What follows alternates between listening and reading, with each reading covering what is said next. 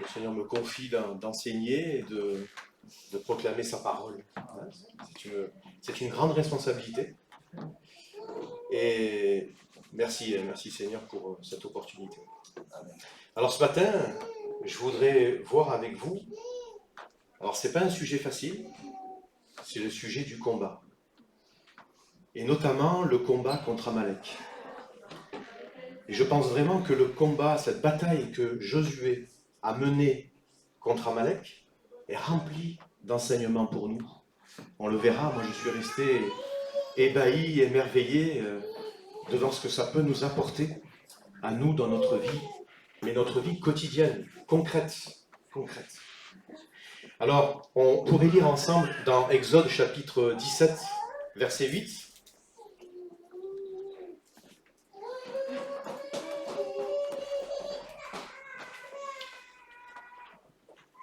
Exode chapitre 17, verset 8.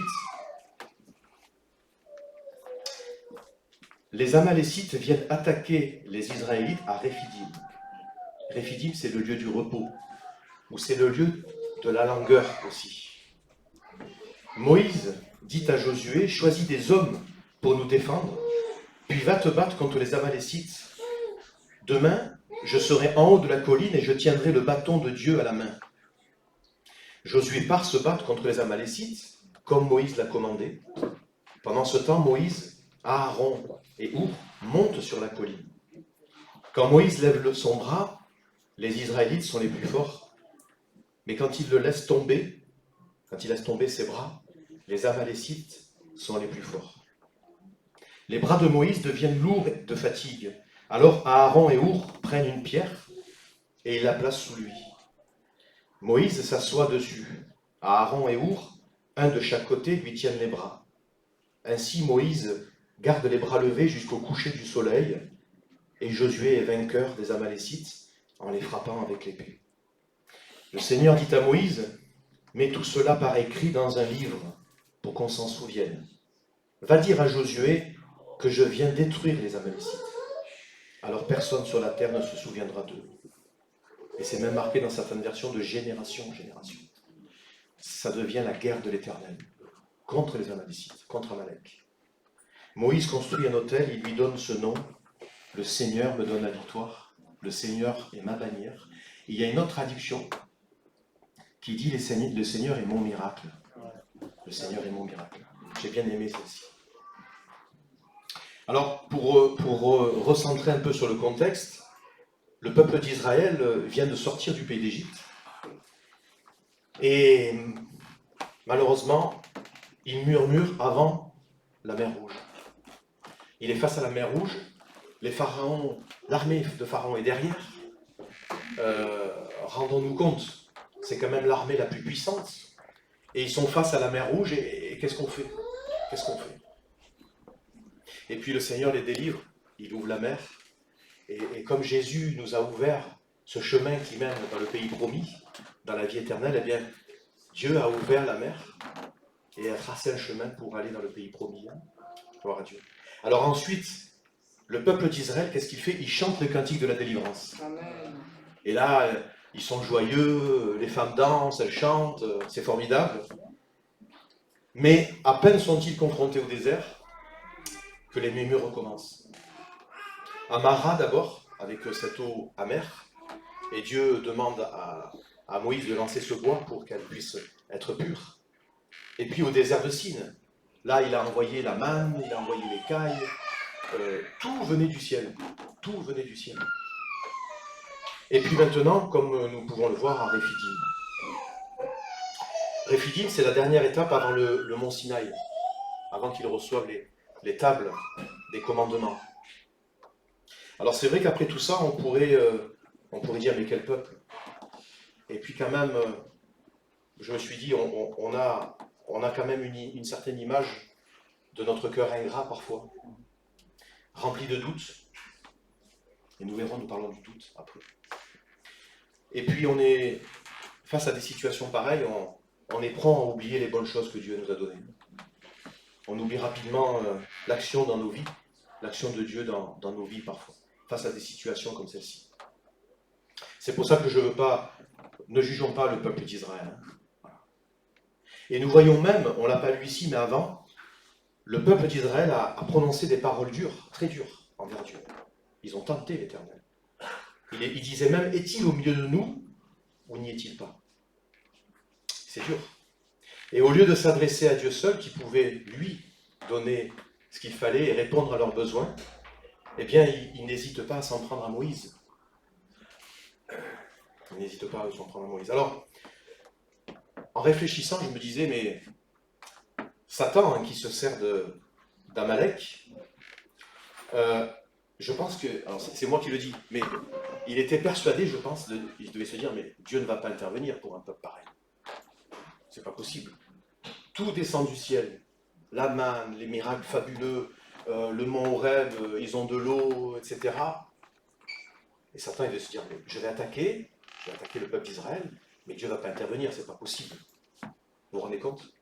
Et on voit que Dieu intervient. Dieu combat pour son peuple. Hein? Amen. Dieu amène même la bataille pour son peuple malgré tout. Malgré tout. Malgré tout. C'est formidable. Il combat pour son peuple malgré les doutes, malgré les murmures, malgré les mauvaises pensées. Quel Dieu formidable. Et c'est peut-être la première leçon qu'on peut apprendre aussi de ces quelques chapitres. Et c'est vrai qu'ils ont douté. Ils ont douté de la présence de Dieu au milieu d'eux. Alors moi, personnellement, c'est vrai que ça m'arrive, ça peut m'arriver aussi de douter. Et dans cette vallée de Réphidim, lorsqu'on est las, fatigué, épuisé, on verra tout à l'heure que c'est là où attaque Amalek. C'est là où il attaque. Ça peut nous arriver aussi, ce doute de la présence de Dieu dans nos vies, face au stress, face aux difficultés, face aux situations imprévues. Combien de situations imprévues qui nous paraissent des montagnes? Dire Seigneur, mais comment je peux prendre cette difficulté? N'est-ce pas? Et c'est vrai que je me disais, finalement, nous sommes constamment en danger de douter. Constamment en danger de douter. Le Satan rôde autour comme un lion rugissant. Et il s'attaque lorsque l'on est faible.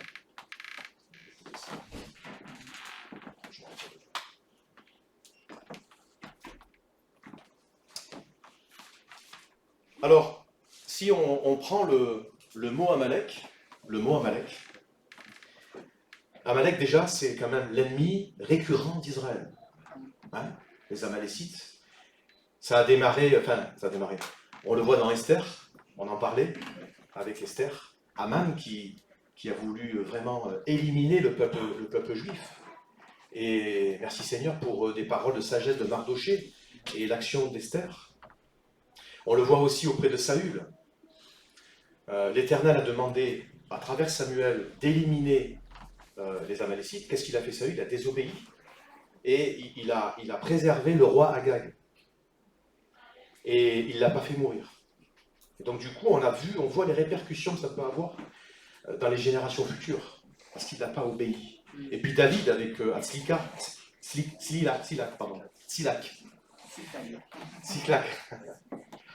On le voit aussi, les Amalécites attaquent constamment le peuple d'Israël. Et nous verrons que dans nos vies, Amalek attaque, Satan attaque, effectivement. Alors on découvre que le mot Amalek, l'addition des lettres hébraïques du mot Amalek, donne 240. Et en fait, c'est la même addition hébraïque que le mot Safek, qui est le mot doute. Je pense que le doute attaque constamment. Sur notre route, sur notre chemin qui mène à la vie éternelle, le doute attaque. Amalek attaque. Et le doute peut survenir à tout moment. Le doute peut gangréner, le doute peut ravager, mais surtout le doute peut anéantir notre relation avec Dieu. Et il lutte aussi contre la confiance en Dieu, c'est-à-dire qu'il lutte contre notre foi en Dieu, et il peut détruire notre intimité avec Dieu. Alors comment attaque Amalek? si on suit l'ordre des versets, on peut le voir dans Deutéronome, chapitre 25, verset 17.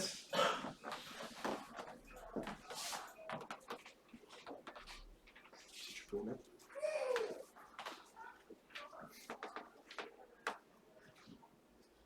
Donc c'est un rappel de la victoire contre Amalek. Il est dit, alors c'est la version second, comment il te rencontra dans le chemin et sans aucune crainte de Dieu, tomba sur toi par derrière, sur tous ceux qui traînaient les derniers, pendant que tu étais las et épuisé toi-même. On s'aperçoit que, voilà, Amalek, le doute, Satan, en fait, nous attaque par derrière. Vous savez, comme les lions qui s'attaquent à un troupeau de gazelles, par exemple, la gazelle qui est la plus faible à l'arrière, qui traîne la patte, on va dire, eh bien, il s'attaque là, de façon vraiment malsaine, à l'arrière du troupeau.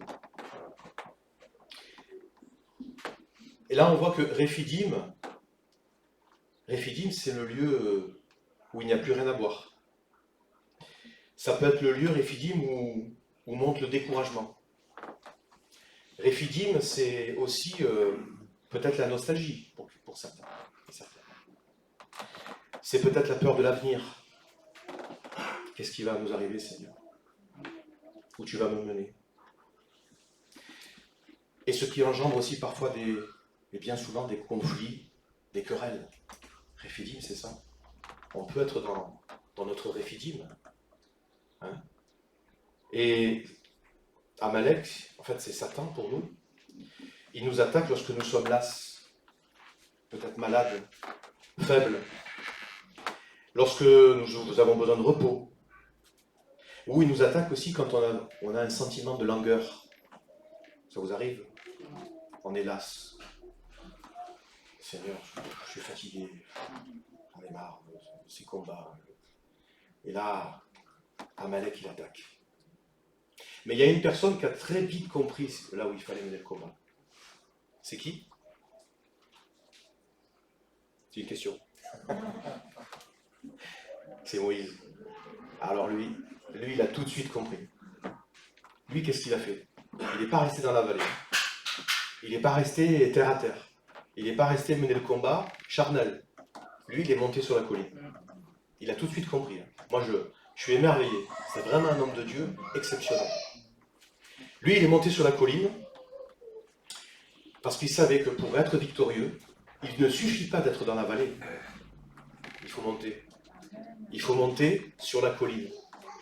Parce qu'il a tout de suite compris que le combat, il était avant tout spirituel. Tout de suite. Nous, on est là, oh, Seigneur, le combat est dur. Et moi-même, je parle pour moi. Je me suis fait du bien en recherchant ça aussi. Parce qu'on est tous pareils. Il a vite compris, voilà, qu'il ne suffisait pas de mener le combat que terrestre. Et il a eu la vision, j'allais dire, du haut vers le bas. Et il a compris qu'avant de combattre en bas, il faut combattre en haut. C'est quand même exceptionnel. Il a regardé du haut vers le bas, et en fait, il s'est assis, il a eu une position céleste. Il a pris position, il s'est assis dans les lieux célestes. Et nous sommes assis dans les lieux célestes déjà. Nous avons la victoire. Amen. Et on n'arrive pas à le réaliser parfois. On est assis avec le Seigneur. Déjà, aujourd'hui. Pour mener les combats, pour avoir la vision que Dieu a sur son peuple et sur les combats à mener. Et c'est vrai que même si le combat est terrestre, il est avant tout spirituel. Nous n'avons pas à combattre la chair et le sang, mais les dominations, les esprits méchants, les esprits impurs. Et si nous regardons du bas vers le haut, en fait, nous avons une position charnelle. Nous avons cette position terrestre.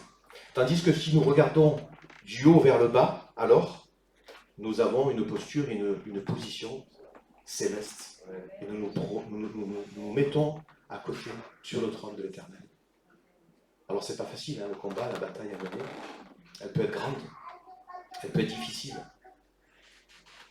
Et je pense vraiment, la Bible nous dit que si nous adoptons cette position céleste, si nous intercédons avec foi pendant le combat, eh bien vous savez quoi?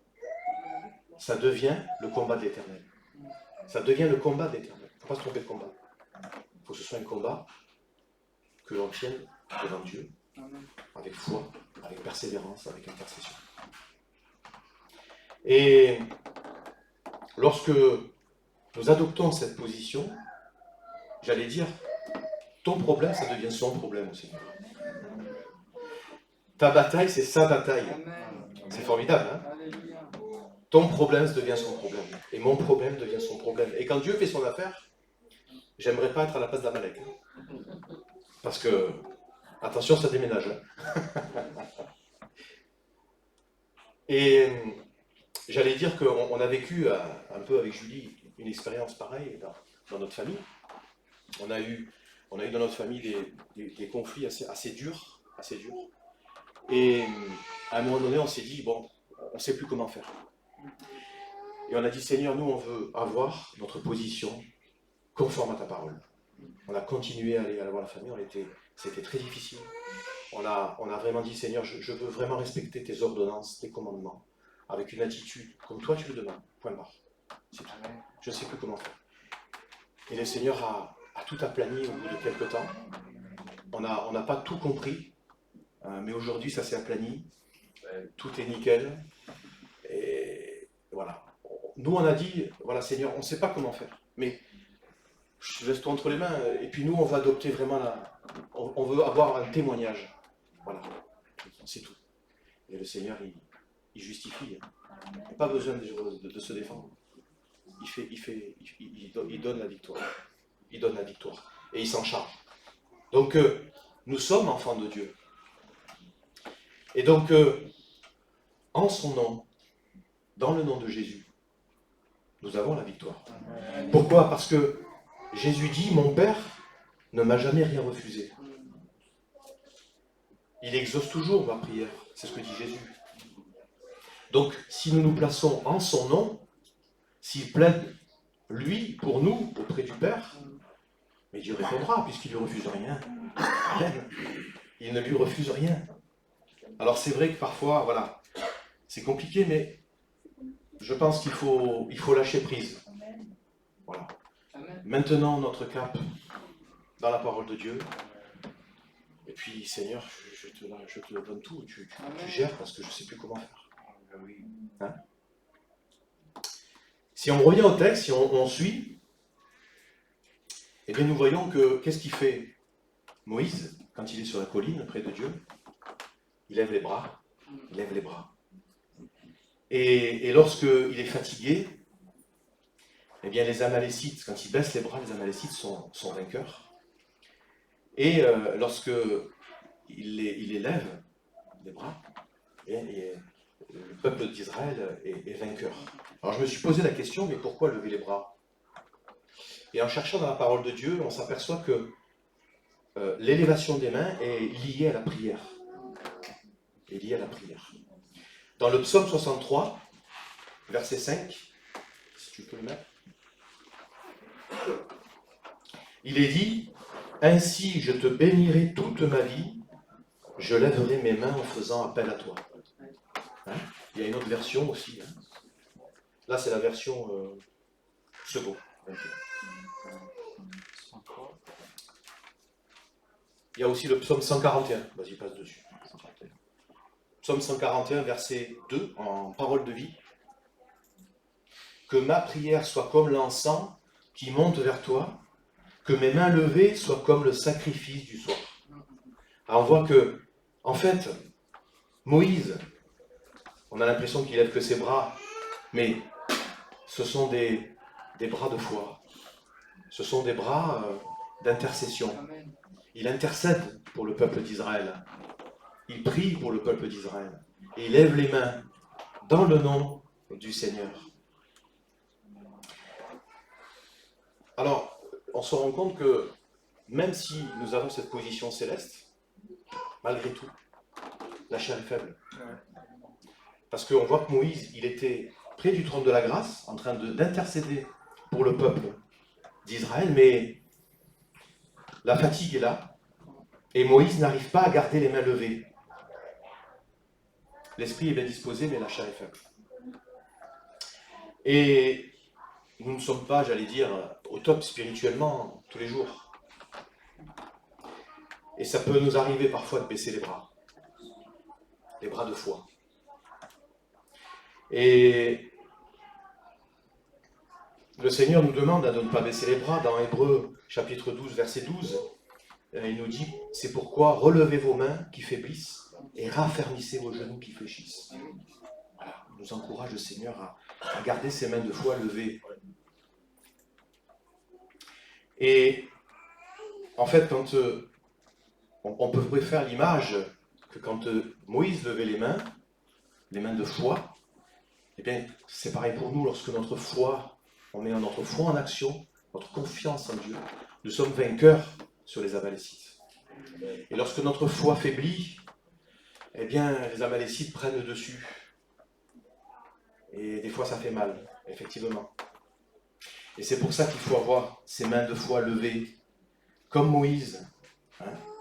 Quand la foi augmente, Amalek diminue, et perd. Et quand la foi baisse, Amalek prend le dessus. Le doute prend le dessus. Les mauvaises pensées prennent le dessus. Et c'est pour ça que la parole de Dieu nous dit, sans la foi, il est impossible d'être agréable à Dieu.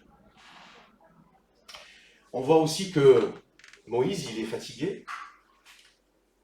Et heureusement qu'il a Aaron et Our à côté. C'est formidable. Je pense vraiment qu'il y a des combats qu'on ne peut pas gagner seul. Il y a des combats où on a besoin des frères et sœurs dans la prière, dans l'intercession, pour qu'ils viennent nous aider à maintenir notre foi. Des fois, tout seul, c'est compliqué. Mais on peut se faire aider des frères et sœurs, de l'Église qui prie, qui intercède. Nous n'avons pas toujours cette capacité de gagner seul. Il y a des combats qu'on doit gagner à plusieurs. Et c'est ce que l'on fait le vendredi soir. Le vendredi soir, quand on prie, quand on intercède, l'Église intercède pour des sujets, on peut apporter ces sujets, ces difficultés, ces maladies. Et c'est pour ça que l'Église intercède, comme Moïse le fait. On peut le voir, il y a un bon témoignage dans le Nouveau Testament d'ailleurs, c'est Épaphras, qui a intercédé dans la prière, il est dit, pour les Colossiens. Dans Colossiens chapitre 4, verset 12. Épaphras, votre compatriote, vous salue, serviteur du Christ Jésus. Il ne cesse de combattre pour vous dans sa prière, afin que, parfait et pleinement convaincu de la volonté de Dieu, vous teniez ferme. Ferme dans la foi, ferme dans l'intercession, ferme dans la confiance dans le Seigneur. On a des frères et sœurs amis à Montpellier, Jackie et Patrick. Ils avaient une fille qui avait 14-15 ans, elle a eu une tumeur à la jambe assez grave, très grave. Et ils intercédaient constamment pour elle, évidemment. Et l'Église entière s'est mise à prier, vraiment a pris ça à cœur, et a demandé à Dieu vraiment d'agir et de guérir cette jeune fille.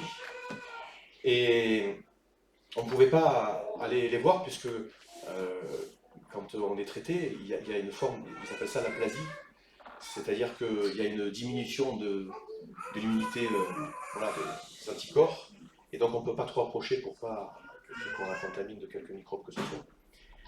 Et quand elle a été guérie, merci Seigneur, elle a été guérie totalement, c'est vraiment un miracle.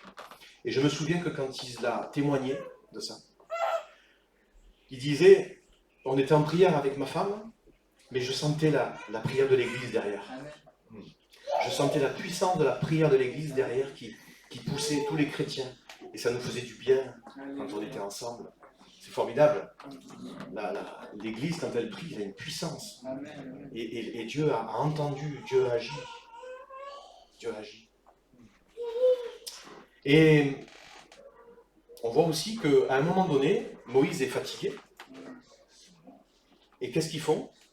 Our et Aaron, ils lui mettent une pierre pour qu'il s'assoie dessus. Ils lui mettent une pierre. Alors je me suis dit, tiens, pourquoi une pierre? Et on s'aperçoit que pierre, en hébreu, s'écrit Eben. Eben. C'est la racine banar, qui veut dire bâtir, être rétabli ou être établi, fondé. C'est formidable. Alléluia. Et vous remarquerez aussi que dans le mot Eben, il y a Ben, qui veut dire fils. Qui veut dire fils. Hein, c'est formidable.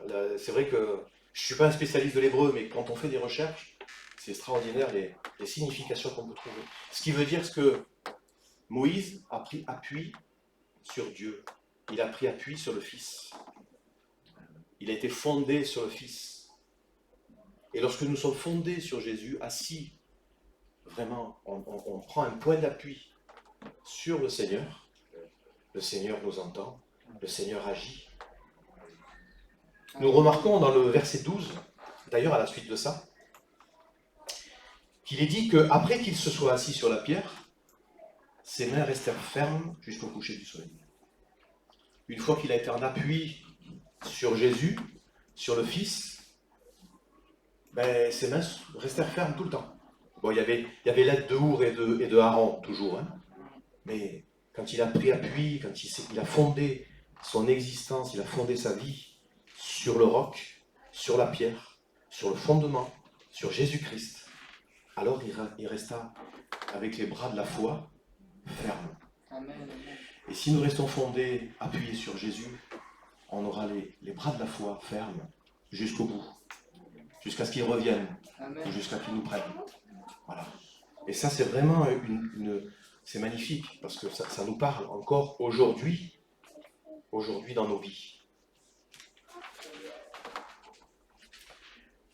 Alors pour conclure, on voit que l'Éternel demande à Moïse d'écrire cela dans le livre pour en conserver le souvenir. Et je pense vraiment qu'il faut que nous aussi, nous puissions nous souvenir de ce que l'Éternel nous a fait gagner comme combat. Et comme Moïse aussi bâtit un autel, on pourrait faire même une prédication sur les autels, bâtir un autel. Et nous devons bâtir des autels aussi. C'est-à-dire que bâtir un autel, c'est se créer un endroit pour rencontrer Dieu. Bâtir un autel, c'est un lieu, mais pas physique, pas que, en tout cas, pas physique. C'est un lieu où on expérimente Dieu.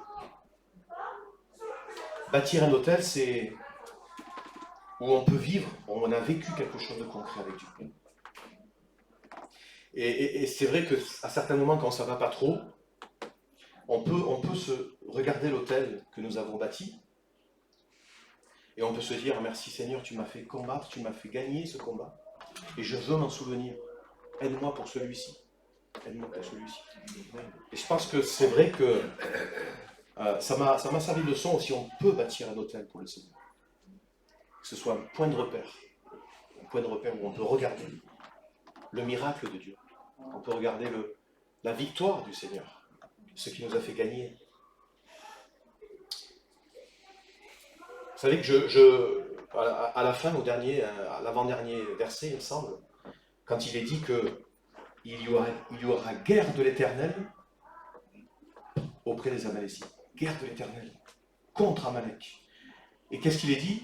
De génération en génération. Wow. C'est-à-dire que ça n'a pas de fin. Enfin, à un moment donné, c'est lui qui décidera de la fin. Ça veut dire de génération en génération, il combat Amalek. Il combattra Satan. Pour nous. Et il combattra pour nous de génération en génération. Nous sommes la génération de génération du peuple d'Israël, du peuple du Seigneur. Et lui s'en charge de génération en génération. Moi je me suis dit, mais le Seigneur combat pour nous en fait. De génération en génération. Il combat Amalek, il combat Satan, il combat nos mauvaises pensées, il combat nos ennemis. Il combat Amalek, même pour nous actuellement. C'est formidable. Amen. Quelle promesse. Quelle promesse. Il combat le doute. Voilà. Et Satan lui-même. Donc, voilà, mes frères et sœurs, nos amis, ne cherchons pas à résister à Satan tout seul, avec nos propres forces. Mais restons assis, fondés sur la pierre, sur le roc, avec des mains de foi, les mains levées de front vers le trône de la grâce. Hein? Voilà, l'aide de Dieu est primordiale, mais aussi l'aide des frères et sœurs. Alléluia. L'aide des frères et sœurs. Il ne faut pas hésiter à des frères et sœurs de confiance à parler de ces obstacles, de ces problèmes, de ces maladies, et puis on prie ensemble. Hein? Amen. C'est formidable. Et dans la prière, nous serons victorieux. Nous serons victorieux. Hein? L'objectif, regardons l'objectif. Le chemin est compliqué, il est étroit, comme nous disait la parole de Dieu, mais nous sommes sur le bon chemin. Amen. Mais il y a des combats, il y a des batailles. Parce qu'Amalek, il nous attend. Il nous attend au coin de la route, à chacun. Donc ça, il n'y a qu'avec Dieu qu'on peut lutter. Parce que parfois, il nous surprend. Mais Dieu, il veille. Amen. Dieu, il voit tout, il connaît tout. Donc faisons-lui confiance. Amen. Amen. Voilà, on va prier.